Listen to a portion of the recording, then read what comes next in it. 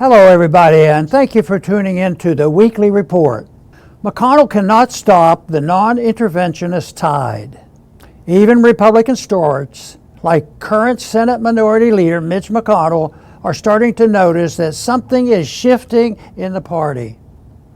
While McConnell announced recently that he would step down as Republican leader in the U.S. Senate, in an interview last week he was adamant that he would continue to serve out his term in the Senate with one purpose in mind: fighting back against the isolationist movement in my own party. He sounds worried. What McConnell deems to be isolationism had for much of our history been called America's traditional foreign policy. There have been major exceptions, but until the emergence of the neoconservatives starting in the late 1970s, we largely adhered to the words of John Quincy Adams that America goes not abroad in search of monsters to destroy. Why is that? The idea had always been that we would have more influence on freedom worldwide by concentrating on demonstrating the benefits of a free market economy and protection of our constitutional liberties at home. The U.S. would lead the world by example rather than leading at the barrel of a gun. When we strayed from that idea, we got disasters like Vietnam. But then in the 1980s, the neoconservatives seized control of the foreign policy of the Republican Party and eventually much of the Democratic Party. They were determined to remake the world in their image through the use of force. The military-industrial complex and all the special interests loved this takeover because it meant a huge transfer of wealth from the middle class to them, the moneyed interest class. The American people at first accepted the hollow promises of the interventionist neocons, believing, as they were told, that it was the patriotic thing to do.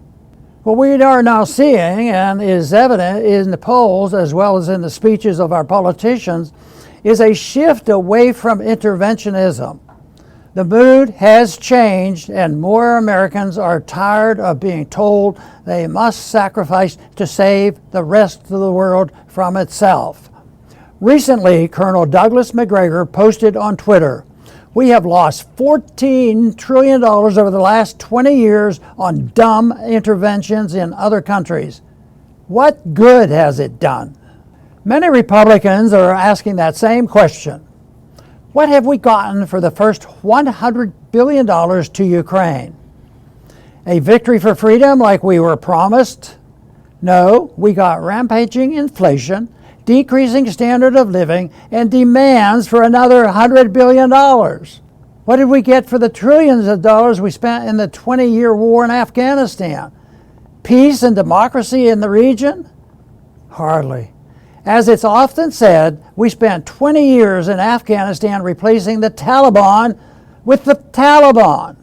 All the money wasted, all the lives destroyed, all the blood spilled over the 20 years, and the interventionists achieved nothing. Worse than nothing. Speaker Mike Johnson is facing serious pressure from House Republicans over his desire to keep spending on overseas intervention. That's one reason the National Security Supplemental Foreign Aid Bill has not been brought to the floor. All of a sudden, interventionism is a loser with more of the American people, and politicians are paying attention. McConnell may think that he can stem the tide by preaching more intervention, but not even the Senate Republican leader can stop an idea whose time has come.